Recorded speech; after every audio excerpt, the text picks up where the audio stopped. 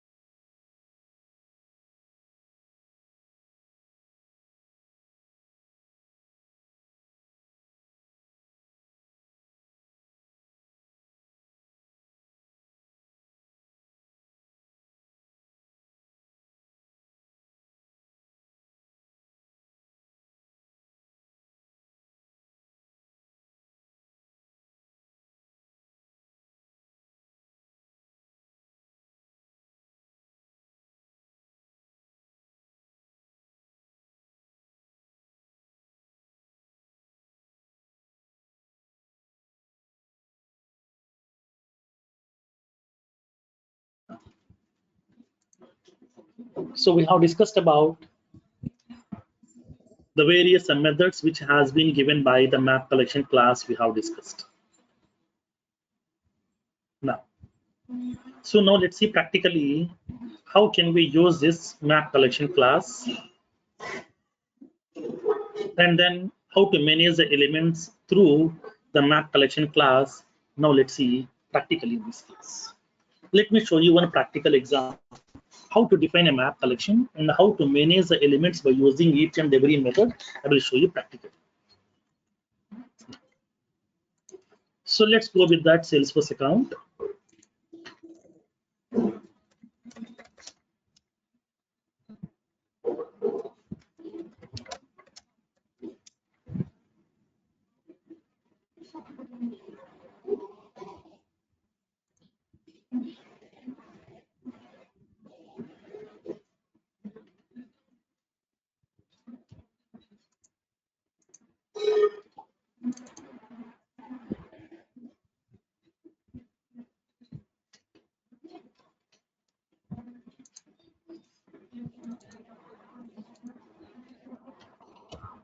Now, so first of all, let me create a map collection.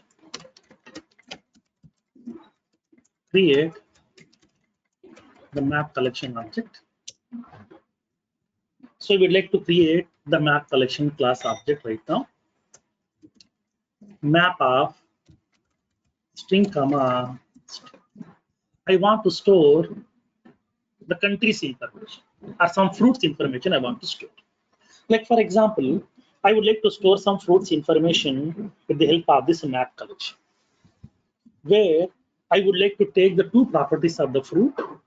First one will be the name of the fruit. Second one will be the color. Okay, the color of the fruit. So I would like to take the color as the key and the fruit name as the value. Okay, the color as the key and the fruit name as the value. Okay, now, so color will be like as red, green, black, blue, like that. This is also string. So that I'm going to be indicating the key will be of type string, and the fruit name like as orange, apple, banana, mango, grapes, like that. Those are also the words, nothing but characters. So I'm indicating string. So key is also of type string, value is also of type string. Now, indicating map fruits or fruits map, for example, simply fruits map equals to new map of string comma map of string comma string. Okay, the fruits map. Okay, I'm going to be indicating the object of this particular class. So whenever I'm going to be creating the object of the class, then initially the collection will be empty. There is no elements available inside this. Okay, there is no elements available inside this. Now, add the elements into the map. Add the elements to the collection. So how can we add the elements to the collection? Now let's see practical. So in order to add the elements to the collection, we are going to be using this put method. You know that. Fruits map dot put. I'm indicating like as red. Red, I'm indicating some apple. Okay, because red is the color, and then fruit name is the apple. Fruits map dot put. I'm indicating black grapes. And then fruits map dot put. Green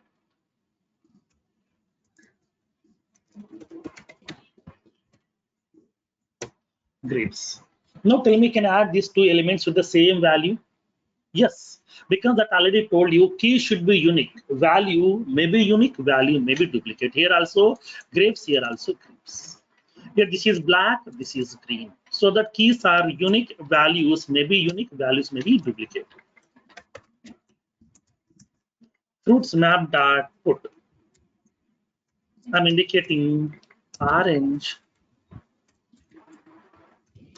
orange,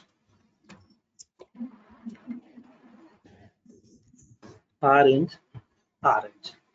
These are the elements here. These are the 4 elements which I have been added to the map collection. Now I want to indicate the collection size. How can we show that? System.debug collection size is, I'm indicating that fruits map dot size. I want to know how many number of elements are available inside the collection. I want to know that. Now, print the collection elements. Print the collection element. That means whatever the elements are available, I want to print it. System.debug collection elements are, I want to indicate fruits map. So I want to indicate the collection size. That means how many number of elements are available inside the collection. And then I want to indicate the collection elements also. What elements are available inside the collection I want to show.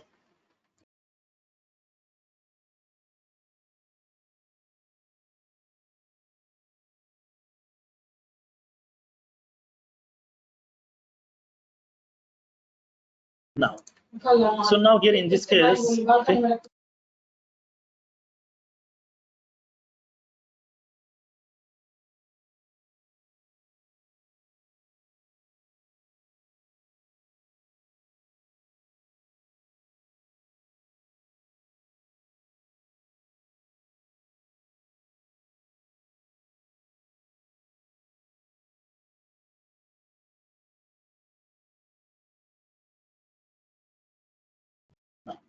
so I'm indicating that collection size along with that collection elements. Now let's see in this case here. Let's see.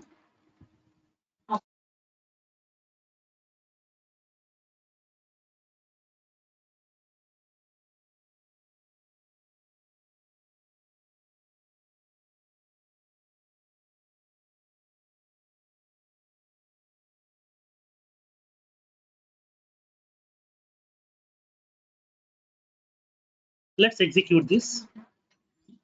See the results.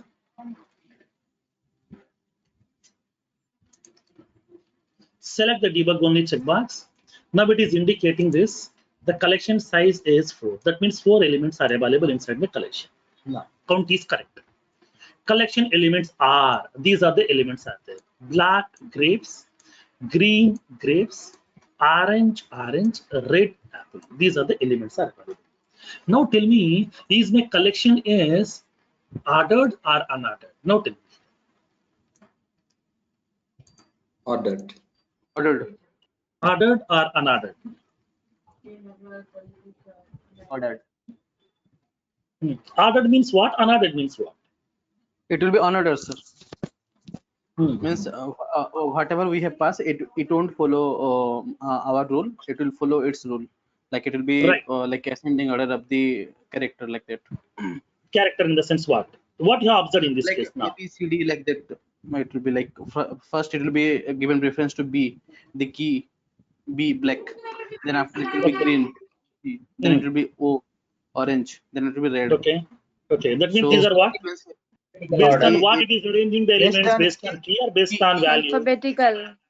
the Alphabetical. set based on key. based on Based key, on it's right. Observe this one in this case. So now here in this case, so you have observed right now, this is the order which I have added the elements. First of all, I have added the elements red and the apple. Second element is black grapes. Third one green grapes. Fourth one orange orange. These are the 4 elements I have added. Now, so in this case here, but whenever I'm observing the elements inside my map collection, it is indicating black grapes. That means black grapes first.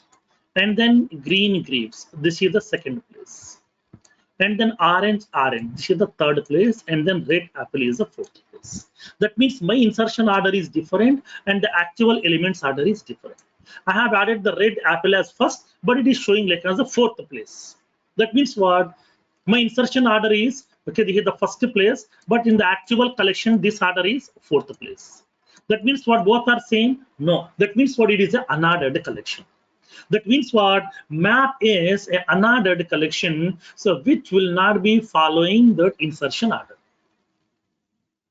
It won't preserve the insertion order. Then how it is arranging the elements? It will be arranging the elements, okay, based on the ascending order, based on the key. Whatever the key is available here, okay, whatever the key is available, based on this key, it will arrange the elements in the alphabetical order by default in ascending format, A to Z. Minimum to maximum format. That's what here black B first, and then G, and then O, and then R. It is arranging the elements based on the okay the key in alphabetical order. That means in ascending format by default. This is the internal concept of map collection. Okay, now let me give that note point over here. Map collection is an unordered collection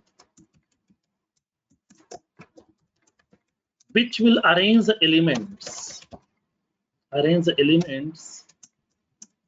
in alphabetical order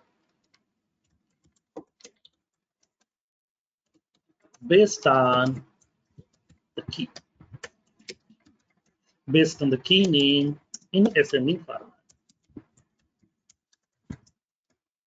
Based on the key name in ascending format. Based on the key name, it will be arranging the elements in the alphabetical order in ascending format. This is the default order maintaining by Salesforce. Now, next one. I want to know whether the collection is empty or not. Check for the collection is empty or not. I want to verify if fruits map dot is empty.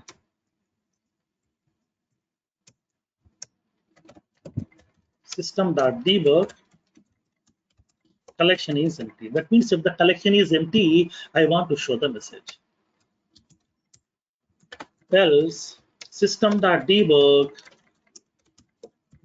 collection is not empty.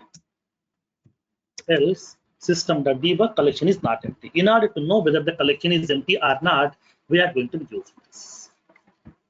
Now, so already we are having 4 elements are there inside the collection, so it will be indicating the message collection is not empty. The collection is already having some elements.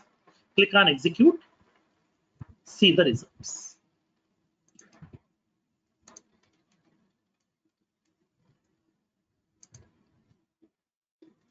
Select the debug only checkbox. It will be indicating the message collection is not empty because it is already having 4 elements inside it. Now, next one. I'm adding some duplicate elements over here. Let's see what will happen in this case. Adding duplicate elements. I'm adding this element over here. Fruits map dot hook. I'm indicating red cherry. Okay, red cherry. Now I would like to indicate. So now here I'm indicating. After adding elements are, I want to show these elements. Okay. After adding the duplicate, okay, the collection elements I want to represent. I'm adding a duplicate element because I already told you key should be unique, but already with the name red, already a key is there, but still I'm adding one more. Observe what will happen in this case. Will it show any error message or what? Now, let me show you. Once I click on execute, it is not showing any error message to me here. It is accepting the functionality as it is. Let's verify. Select the debug only checkbox. Now observe what will happen. What happened in this case? Black grapes, green grapes, orange, red cherry. That means what here? Whatever the red apple element is there, this apple value has been replaced with cherry here. Okay. This is the functionality of adding duplicates. Now, observe the collections. Whenever you are adding some duplicate elements, if it is a listed collection, it will accept the duplicate element as it is.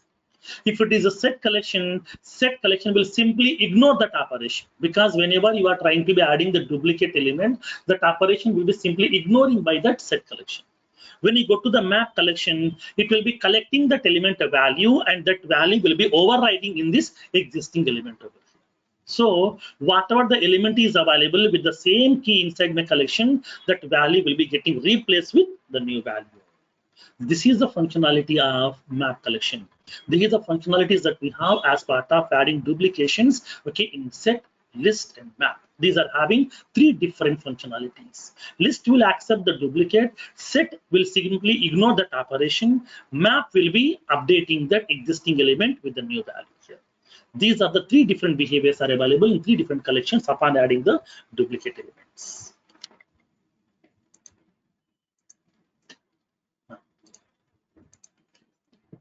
The next one. I want to get an element over here. Get the element based on key. How can we get? I want to get this element. System.debug element value with the key orange is, I want to show that. How can we get the element? Fruits map dot get of key. What is the key? Orange. I'm passing that key name, that is orange. Whenever I'm passing the key orange, then with this particular key, whatever the element is available, that element value will be getting written over here. This is the functionality of get method. Click on execute. Let's see the result.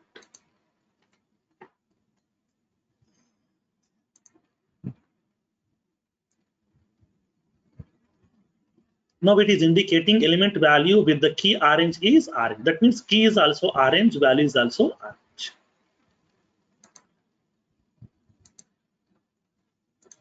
Now, next one.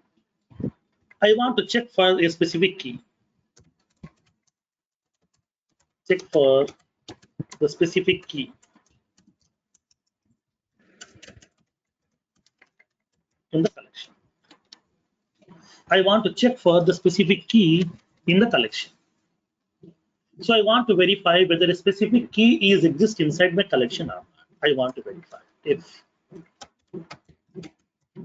the fruits map dot contains key. If I'm giving this key name as some black, okay. If the key found, I want to show this message. System.debug element found with the key.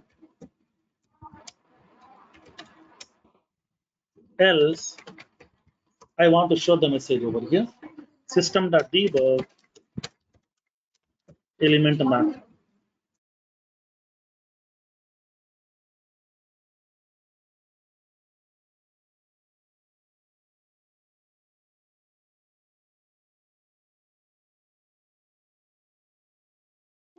Now, element not found. invalid key.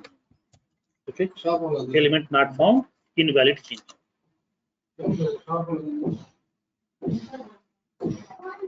Okay. So now here in this case,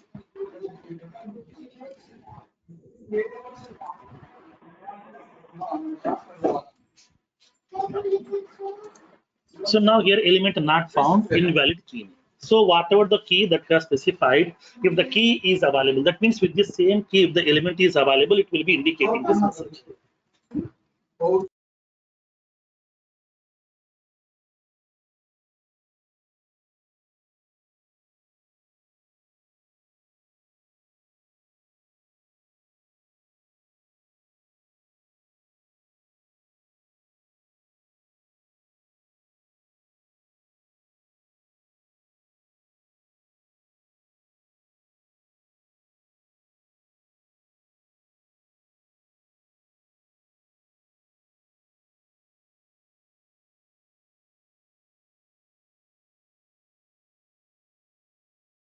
So in this case, I would like to specify that.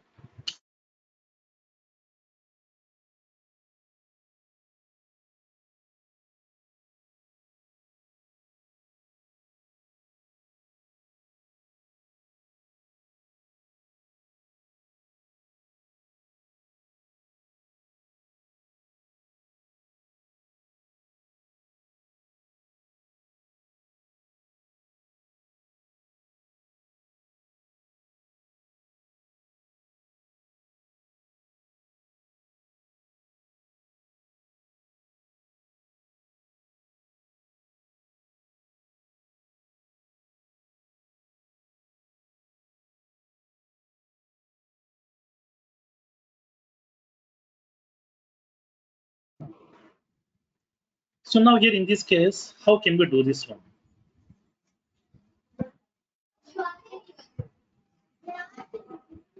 So how can we verify this functionality? Now let's see practically in this case.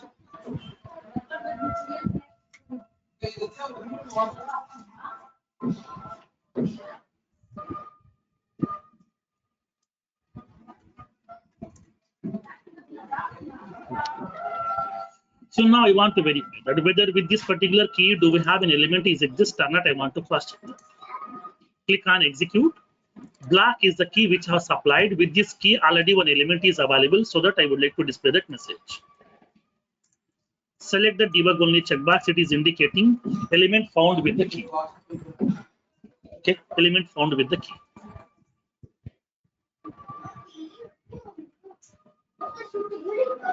Now, in this case,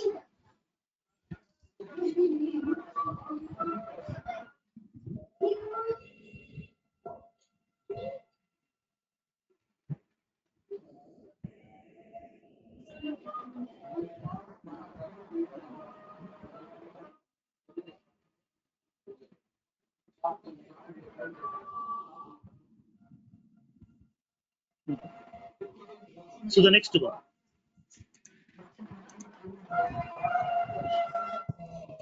The next one.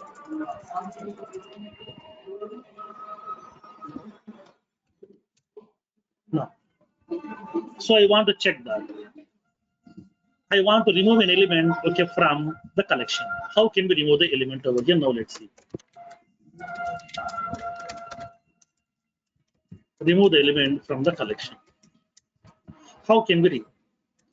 I would like to verify if fruits map dot contains key. Okay, I'm going to verify that. So now with this particular key, like as some green, if the element has been found, I want to remove this element over here. Okay, so whenever if you want to remove the element, we have to pass the key, right? So first of all, we have to cross check that whether with this particular key, do we have an element is exist or not. If the element is exist, then only we can remove that, or else we no need to remove this element. We can show that message over here directly. Now, I want to show that message here. I want to display that. I want to remove that element over here. Fruits map dot remove. I'm passing that key that is green. Once the element has been removed, then I would like to display the message. After removal, collection size is, I want to show the collection size. Fruits map dot size. Else, I want to show the message. Element not found in the collection. I don't want to, okay, I don't want to display any message over there. Simply I'm giving the message element not found in the collection. So whenever I'm trying to be searching for an element here, if the key has been found, then if the key is available, that means if the element is available, then only I would like to remove the element based on that key name. And then once element has been removed, I want to display the message. After removal collection sizes, I want to display the collection size. Else I want to show the message element not found in the collection. Now, click on this execute button. Let's see the result here. Select debug only checkbox. After removal collection size is 4. That means already we have 4 elements. Now I have removed one more element, one element over there, because these are the 4 elements are there already inside my collection. This is the first element, this is the second, this is the third, this is the fourth. These are the 4 elements are available inside my collection.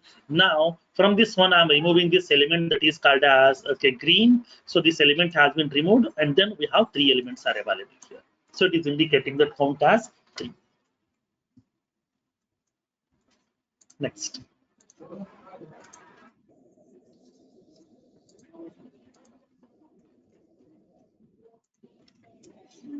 Now,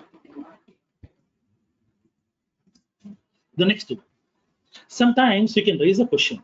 So for example, I want to collect only the keys. Okay, whatever the keys are available, only those keys I want to collect here.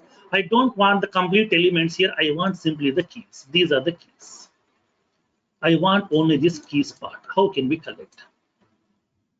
In order to collect this keys part, okay, just we need to use a method called as key set method. As part of this map collection, we have a method called as key set. Collect all the element key names. Collect all the element key names. So I want to collect that. So what will be the collection name? Fruits map dot key set. Fruits map dot key set. So this is the collection name dot key set. Key set means what? It is returning all the keys available inside my collection. Keys in the sense what? These are unique elements or duplicate elements. Keys are always unique. Where we can store the unique elements inside your set collection. So that here this will be of type what? Keys will be of type what? String. So that we have to define a set collection. Set of string. Keys collection. I want to indicate keys collection. That means what? Whatever the key names are available, I want to display or I want to print all the key names over here. So that I'm using system.debug here, keys collection.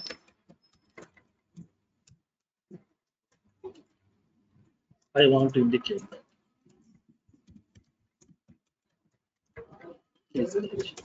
So whatever the keys are available, whatever the elements are available, those element key names we can able to represent over here. That possibility is available with the help of this key set method. Next. Now I want to print only the values part. Collect all the element values. Collect all the element values. How can we collect the values? For that one, Salesforce has given a method called as values. Okay, values method. What is the use of this values method? Values method is used to collect only the values part. Values part means what? We can able to collect only this particular element names, nothing but element values. I want only this values part. For that reason, we are going to be using the help of this values part over here. Now, for that one, we are using the help of a method called as a values method, which will be returning all the element values. So values will be of type what? String. Okay. Now tell me the values can have duplicates. Yes. so that your duplicate elements where we can store inside the list of string. I'm indicating values collection. Okay, values collection. So I'm going to be representing all the values. System.debug element values.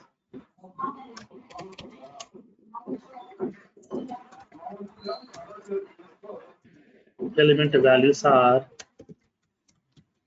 values collection. Element values are values collection. I'm going to be representing this values collection over here. Whatever the various values are available, I want to display all these values. Now I'm representing the keys and then values also separately. Click on execute.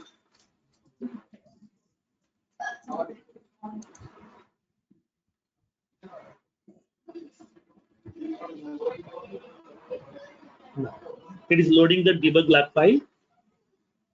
Select the debug only checkbox. Now we can see the keys collection. Whatever the keys are available, we can able to see all these keys. Black, orange, red. Element values. Values are cherry, grapes, orange. These are the element values are available over here. Okay. Now, after that, I want to remove all the elements. Remove all the elements from the collection. How can we remove fruits map dot clear? Fruits map dot clear. I want to show that. After removing all, collection size is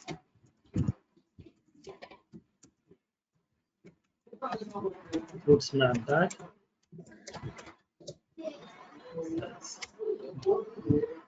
After removing all, collection size is okay. Fruits map dot size. That means here we can able to see the size of this collection.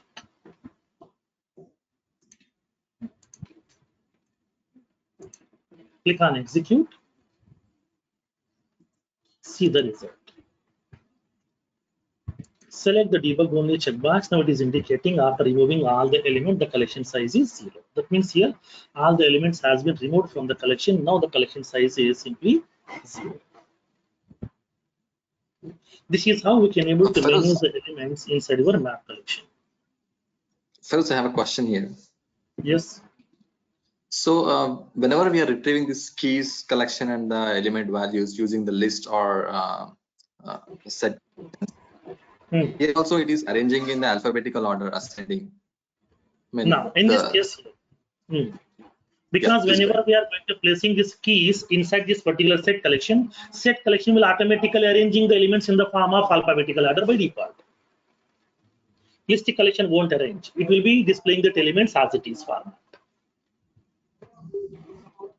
Okay. No, but here if I look at the element values which are in list collection, even they are ordered in alphabetical order, right? Now, in this case, when you go to this elements, it is representing the cherry, grapes, and orange. Okay, so this is the list collection over here. Okay, this is the list collection element. Suppose if you are adding some different one, it won't arrange the elements in the alphabetical order. Okay, don't check only these 3 elements because these are the 3 elements are dynamically. Sometimes it will be in the alphabetical order format will be there because the elements are there. If you're adding some more element, then cross check that. Add multiple elements, then try. It won't arrange the elements in the alphabetical order. Okay, I'll try that and get back to you. Yeah. So this is the way we are going to be managing the elements inside your map collection. These are the 3 collection classes are available inside your Salesforce instance: list collection, set collection, and the map collection.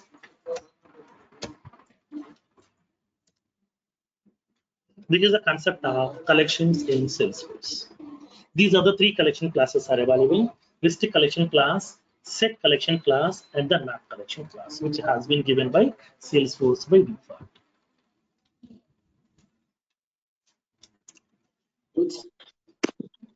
Now, so now let's see the few more functionalities.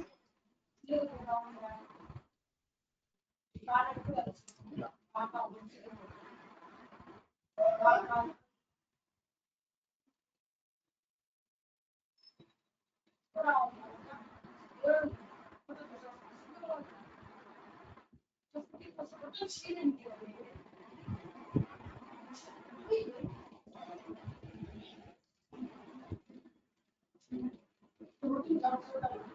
Now let's see the next functionalities.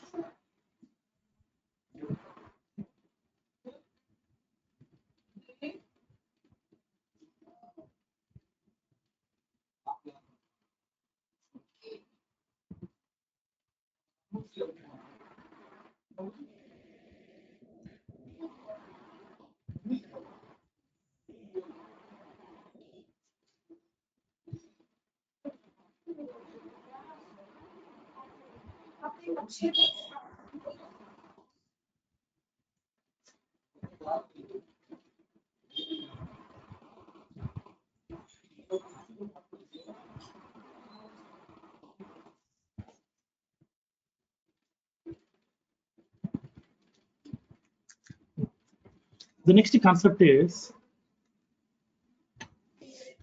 subprograms.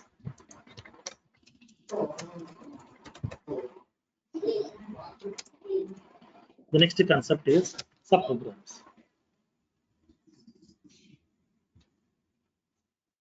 Now, let's see what exactly the subprograms and what is the use.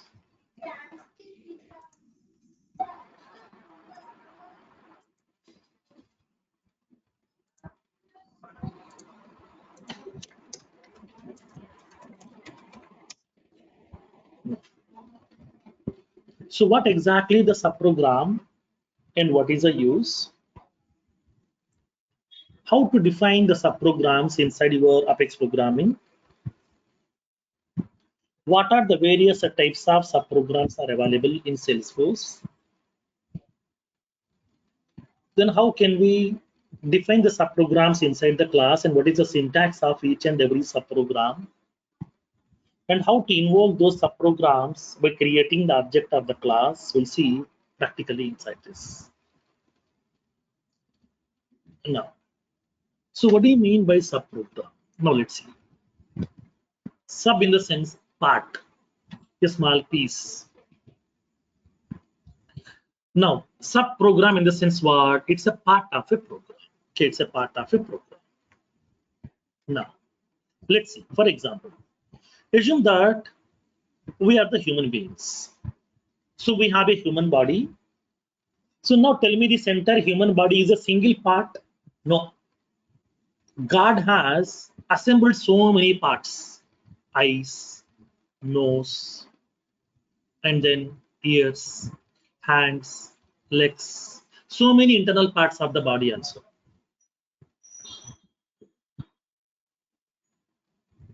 So in this case, what happened? God has assembled so many parts of human body and then he has prepared like as a human being person. Whenever we are going to be preparing any product also, a mobile also, laptop also, desktop also, anything, we are going to be collecting each and every small part and then all the parts we are assembling together and we can make it as a product. Like the similar way, whenever we are developing the application, whenever you are developing a small project also, big project also, we are dividing the whole project functionalities to the various small modules, like as HR module, admin module, and then testing module, finance module, accounts modules. Like that, we are dividing the whole application functionalities to the various small modules. In each and every module, we can implement some set of features. Like the similar way, whenever we are writing some business logic by using Apex programming, okay, upon writing some business logic by using Apex programming, the whole business logic we can divide to the various small pieces that each piece is called as subprogram. It's a part of a program. Okay, it's a part of a program. So what it contains, each subprogram is nothing but a set of statements. That means what it contains some business logic over here. It contains some business logic. Whenever we are developing the application, so the whatever the business logics are required, whatever the features are required, whatever the functionalities are required, all these features we can able to implement by dividing those features to the various small pieces called as subprograms. So each subprogram contains some set of statements to perform a certain operation. In order to perform a certain operation, we are going to be writing some set of statements. We are grouping a set of statements together called as a subprogram. Now, so in this case, when coming to the subprograms, we are having two types of subprograms are available. Two types of subprograms. First one is procedures. Second one, functions. Okay, we have two types of subprograms are available. First one, procedures. Second one, function. Then first of all, here we have to understand what exactly procedure, what exactly function. You have to understand. Then we will digging into the each and every functionality, each and every feature. Now, procedure or function, both are subprograms only. Both are types of subprogram. Those are also part of subprogram only. But the difference is procedure is also having some set of statements which is used to perform a particular operation, and then it won't return any value. Okay, it won't return any value back. Simply it will perform the operation. That's it. Simply it will perform the operation, but it won't return any value to you. But on the other hand, when coming to the functions, functions are going to be returning some values. Okay, functions are returning some values. Function are also having some set of statements. It will perform some certain operation. Once the operation has been done, it returns some value to you as a result. That means procedure doesn't return any value, but the function will return a value back to the environment. Based on that result, we can decide, we can go ahead further. Okay, what you want to do, we can decide that. That possibility is available over here. So in this case, when coming to the procedures, procedure contains some set of statements which will perform some certain operation, but it won't return any value, okay, to the calling environment. But the function will be returning some value to the calling environment. Here's the difference between these two. Now, procedure contains a set of statements to be used to perform certain operations and will return, sorry, it won't return and will not return any value to the calling environment. And it won't return any value to the calling environment. And when coming to the function also contains some statements. It contains a set of statements to be used to perform certain operations and will return the value to the calling environment. It will return the value over here. So procedure will not return any value, but the function will return a value.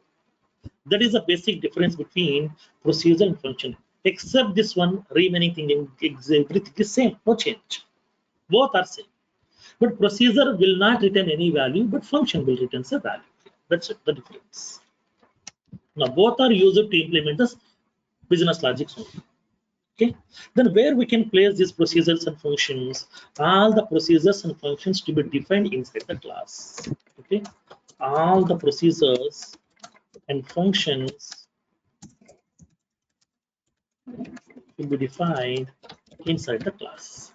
That means within the class, inside the class only, we can able to define all the procedures and functions. Then how many procedures and how many functions we can define inside a class? There is no limit. Okay, there is no limit. N number of. We can define one or more procedures and functions inside the class. we can define one or more procedures and functions inside the class. Now, so now here in this case, okay, now here in this case, whenever I'm going to be defining the procedure and the function, okay, then we have to follow some specific syntax. So what is the syntax we need to follow as part of procedure and the function we'll see. So let me go with the procedure first. Procedures. So what exactly the procedure? You know that procedure contains a set of statements. How many? Either one or more number of statements we can able to place inside this procedure, and then which will be performing some certain operation, and then which is not returning any value to the calling environment. It won't return any value to the calling environment. It won't return any value to the calling environment. Now, in this case here, how can we do that? Now let's see practically.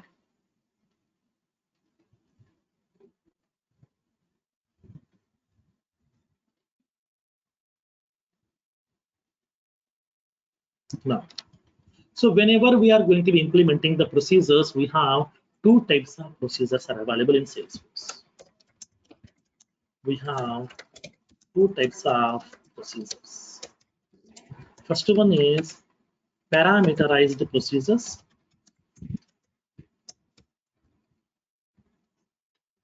Here's the second one. And the first one, non-parameterized procedures. First one, non-parameterized procedures. Second one, parameterized procedures. These are the two types are available again. Subprograms has been categorized into two types, like as procedures and the functions. And procedures are subcategorized into again two types: non-parameterized, parameterized. Then parameter means what? Input. Okay, parameter means input. Like for example, assume that I am going to be using a banking application, any application. For example, let me take a Salesforce application. I'm using this Salesforce application. To access this application, what needs to be done? We have to give two inputs. For this is the login screen, it is showing that. For this login screen, what we need to do? We have to give two inputs. What is that? Username and then password. We have to give two inputs over here. If I'm giving these two inputs, then only login screen will verify my credentials. Then it will take the decision whether we can able to access into that application or not. So that means what here? Here also it is expecting some input values. At that time, these kind of procedures called as parameterized. Parameter means what? Input values. We need to supply some input values. We can pass some input values to the procedure. Non-parameterized means what? We no need to supply any input values over here. No parameters, no input. Directly we can call it here. Okay. Now, so in this case here, in this approach,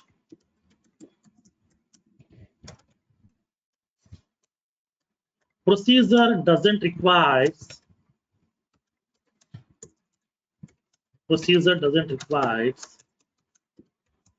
any input value to perform the operations. In this approach, procedure doesn't require any input value to perform the operations. Then how can we define this non-parameterized procedure? What is the syntax? Syntax, we can specify the access specifier and then specify the return type as void, because void means what? Nothing. Void in the sense nothing, because procedure is not returning anything. That's what here I'm indicating return type as void. And then we can specify the procedure name. And then we can write the business logic inside this.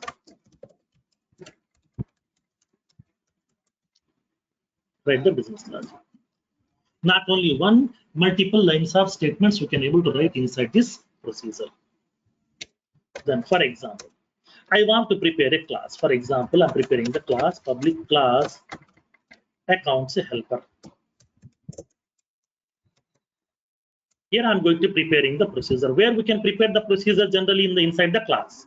So I'm preparing the procedure public void insert accounts. Insert accounts.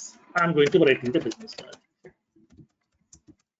Previously, so now in order to insert the account record, whatever the business logic is required, already you know, where we have written that business logic in the execute anonymous window. But the problem is, whenever I'm writing some code inside the execute anonymous window, that code will not be saving inside your metadata repository. Inside your force.com platform, that code will not save. So that here I'm preparing a procedure inside my class, and then inside this procedure, I'm writing the business logic. Okay, I'm writing the business logic within this particular procedure, so that whenever I'm saving this class code, class will be saved. Along with that, my business logic also will be getting saved out here. This is how we need to prepare the procedures. Now, can you prepare one more procedure inside the same class? Yes, public void get all accounts. We can write the business logic over here.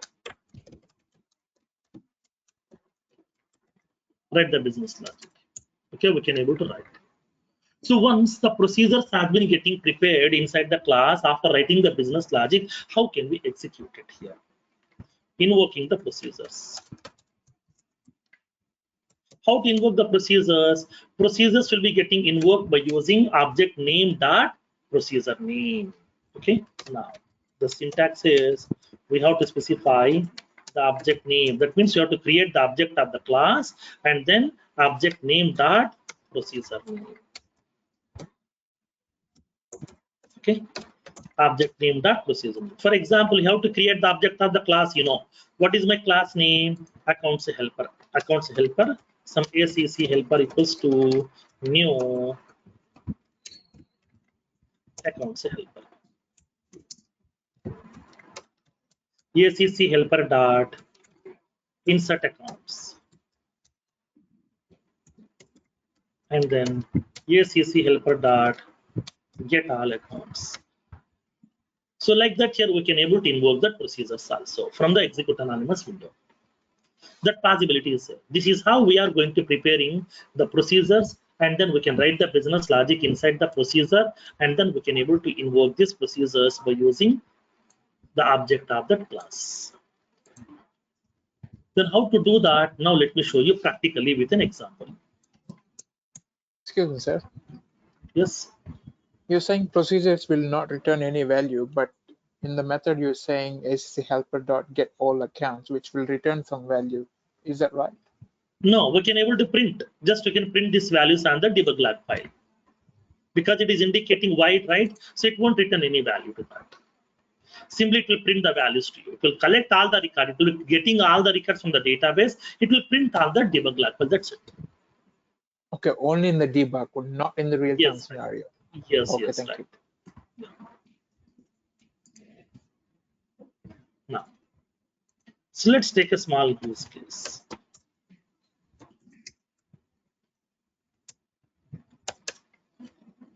Let's take a small use case. Now, write an Apex program to insert lead record inside the object. I want to write that piece of code to insert a lead record inside the object. As of now, we did that similar kind of functionalities, but I have written this code in the execute anonymous window. But now I want to write this piece of code inside my procedure. How to do that? Now let me show you practically. And then what is the benefit that you will get? Okay, now let's see.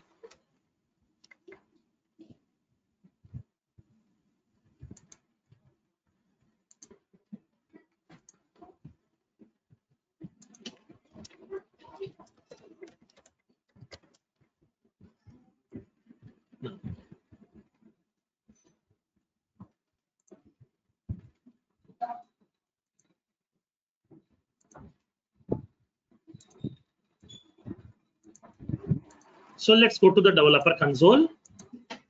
I'm preparing a class. New Apex class. I'm preparing a class with the name accounts helper. I'm preparing a class with the name accounts helper. Inside this class, I would like to prepare a procedure. So I'm indicating public void create new account. So new lead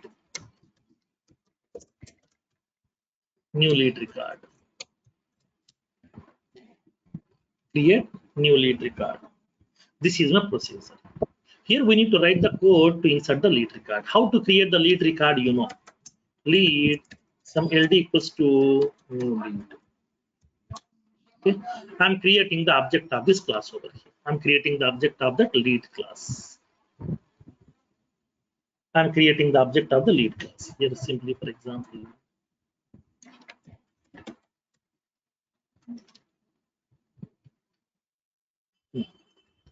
I'm creating the object of this lead class. Then how to pass the value? You know, LD dot. Now let's see what happened in this case. Whenever I'm writing the same code inside the execute anonymous window, will you get this kind of intelligence? No. But the objects, you won't get any intelligence. Here, you no need to remember the field names also. Simply, you can able to specify that. Okay, starting character automatically field name will be getting picked up automatically.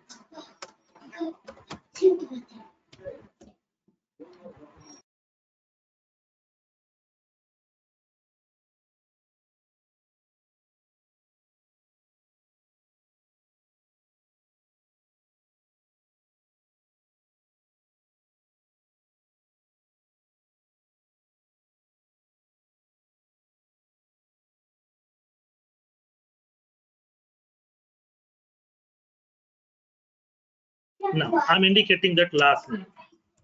Lead dot last name. Test lead record. Lead dot company. I'm indicating like as Microsoft Corporation. And lead dot status. I'm indicating open, not contacted. Open, not contacted. And I'm indicating lead dot rating. I'm indicating the value hot. Lead dot industry. I'm indicating the value some banking. Lead dot annual revenue. I'm indicating the value some 45 lakhs. Lead dot phone. I'm indicating the value.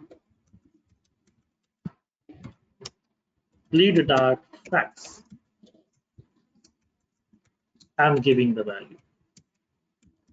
Lead dot email. I'm indicating sample@gmail.com. Lead dot lead source. I'm indicating web. Lead dot website. I'm indicating like as www.salesforce.com. Lead dot city. I'm indicating like as some Hyderabad. Lead dot state. I'm indicating some Telangana. Lead dot country. I'm indicating like as some India. And then I'm going to indicate inserting the lead record. Insert LD. And then we can verify. Same concept. LD dot ID is not equals to null. Not equals to null. Then I want to show the message. System.debug lead record inserted with ID. I want to indicate that lead dot. I want to insert that lead record ID also inside this. This is a way. So previously, when you try to write the same code in my execute anonymous window, it won't provide any intelligence. Okay, it won't provide any intelligence. So here, whenever I'm writing the code by using these procedures, you will be having intelligence. So that no need to remember the field names. No need to remember the exact name of that field. It may be standard object, it may be custom object. Everything will be getting visible to you here itself.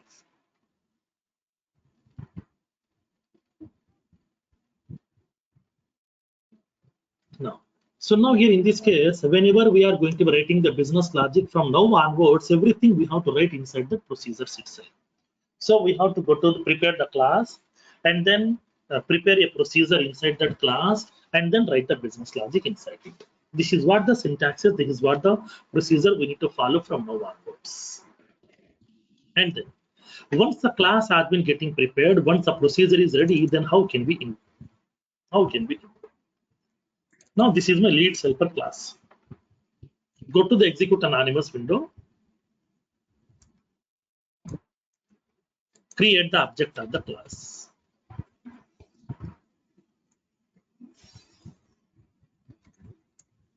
Create the object of the class. What is the object of the class?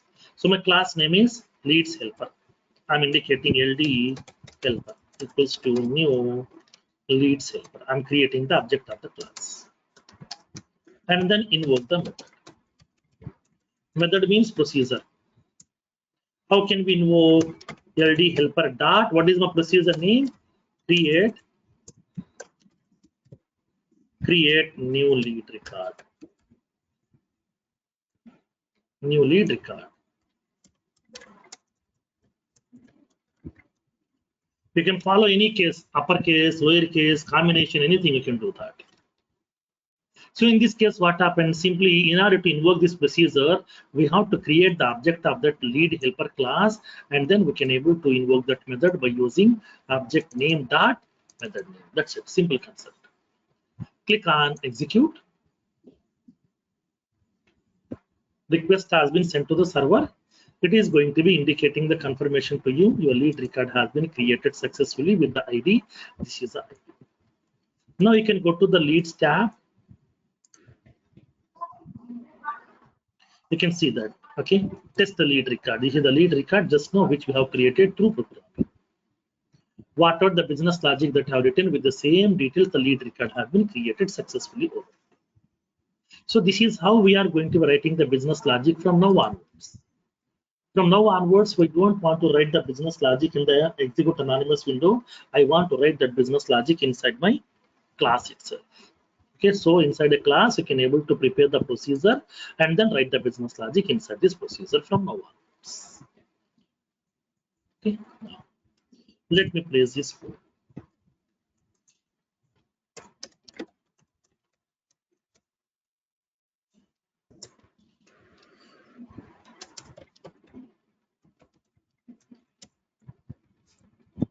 For your information here, I'm indicating like as execute anonymous window.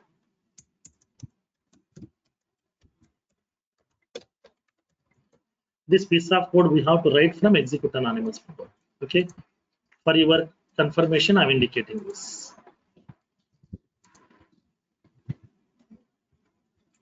This is from developer console.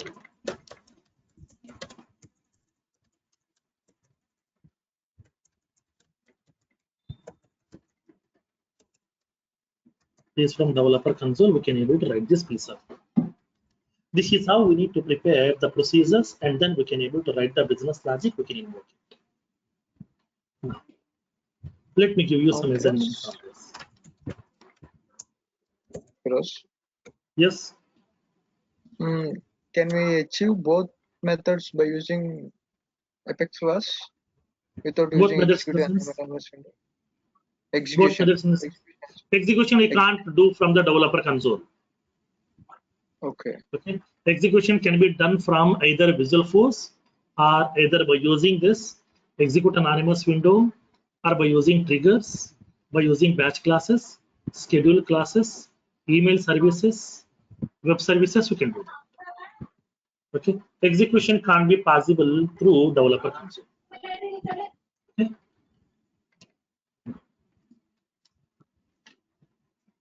Now let me give you the examples. Write an Apex class to insert the position record inside the object. Okay, prepare a procedure. Okay, don't write inside the execute anonymous window. You know how to create the position record, but we have written the code in the execute anonymous window as of now. But now we have to write from class. Create an Apex class to insert 100 case records. inside the object. So inside the procedure, we have to write the business logic to create bulk case records. We have to use a list collection class also. Now, next one. Create an Apex class to insert a hiring manager record and a related position record. A hiring manager record and the related position record. So I'm indicating hiring manager record, and then we have to insert a related position record also.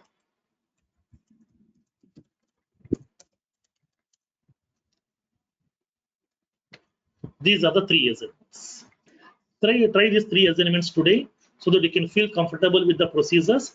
Tomorrow we'll see how to pass the parameters to the procedures at runtime. I will show you practically, and then I will show you static methods also. What exactly the static methods we'll see, because static methods are very, very useful in the real-time implementations. Okay, now. So do the practice on this one today so that tomorrow's concept will be very, very easy for you. If you are not doing the practice of today's session, tomorrow's session will be very, very difficult to understand. Okay, because I will pass the values at runtime. How to pass the values at runtime should be able to understand very easily.